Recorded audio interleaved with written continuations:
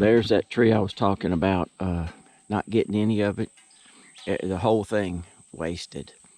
I did cut I cut it up into logs, but when I cut it up, it was termites had got into it. It just really wasn't worth dealing with.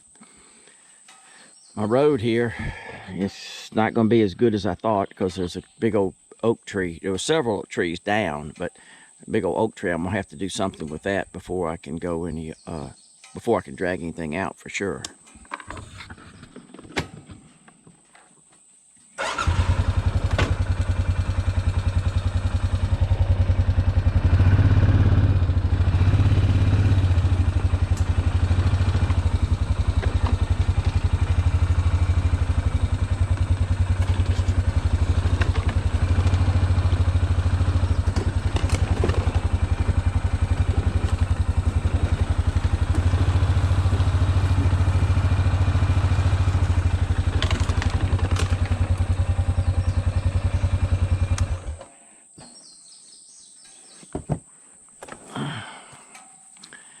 And there's the tree. I'm gonna say it's 60 feet to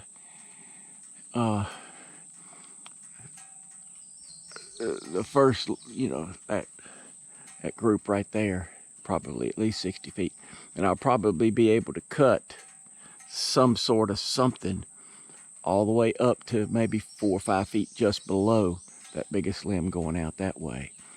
It's going to be a lot of knots and all this. You could get sideboards out of that, but 60 foot, and it's got to be 36 inches or more there at the base. He came in here, this one here. Now I just pushed this out the way it was laying over here on the ground. This is the one I was talking about. I had actually cut up. This one here I cut up, and I did drag it out. There are some more pieces to it back over there. But I drug out however many feet this is. That's got to be close to 50 feet there, 60 feet. But I don't know that it's going to be much good now. It might be. It's just hard to say until you put it on the mill. This piece here, it was laying here in the ground. I pushed it over. When it lays in the ground like that, a lot of times it won't be good. You just about have to get it before it's, kind of saddled in the ground. When it's saddled in the ground, water has a lot better chance of getting into it and rotting it. There's a big old oak somewhere. I don't know where. Oh, there it is. You can't see it. You can just see the top. Top busted out, and I was going to cut it, but here again, I never got back in here. That oak there is probably no good anymore anyway. And then on down through there, I mean, it's if you go, way on down there, I'm probably a mile from the house now. If you go way on down there, I got a big oak still in the air that I'm gonna have to do something with before I can really get out with this thing. Okay, I'm back here. That's a 42-inch bar on that Husqvarna 3120. That's a 24-inch bar on that 455 Rancher. That's the tree. To give you an idea, and that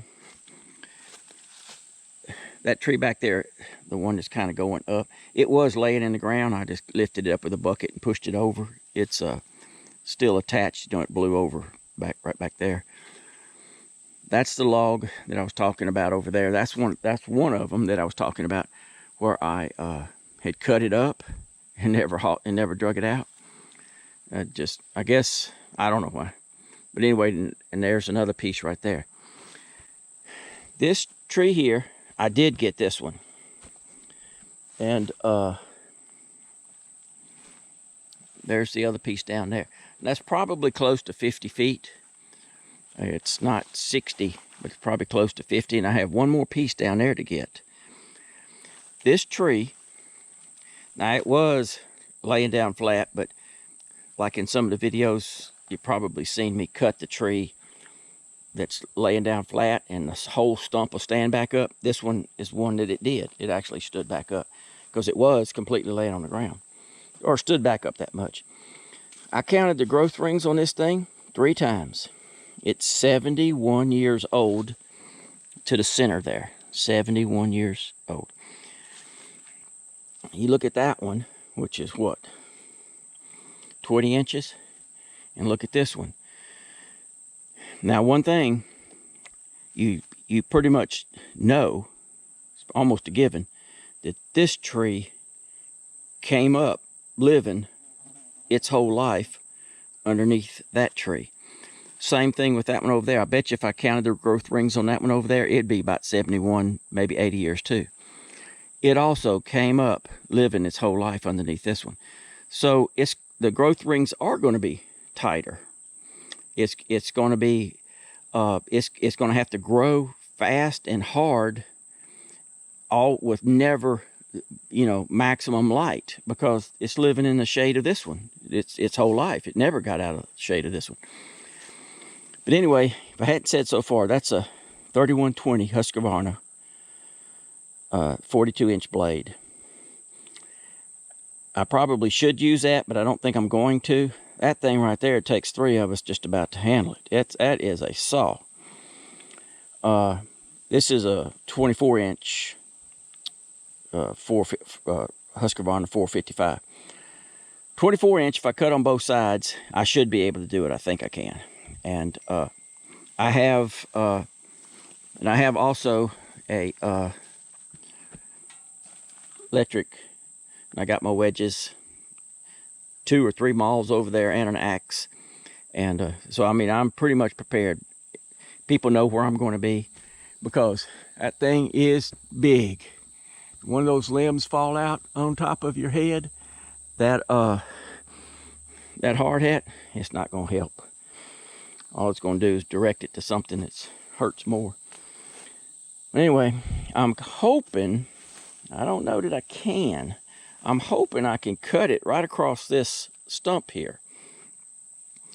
And I don't want it to break. Sure don't want it to break. I don't think it will break. I think it's too big to break. But I'd like to cut it across this stump. And that way, at least the first piece, that big piece, because this is where the 2x4 is going to come from. That piece right there, I'll be able to cut it without sticking my saw. Because it's going to be hard to cut that. I might end up having to use that saw to cut that, because I cannot waste any wood. I've got to get every inch of this tree if I'm going to make a whole building out of a tree. I mean, I can't be wasting it. So I might end up having to use that to square them up with. But anyway, I'm going to get my four-wheeler in about 100 foot away and start on this thing.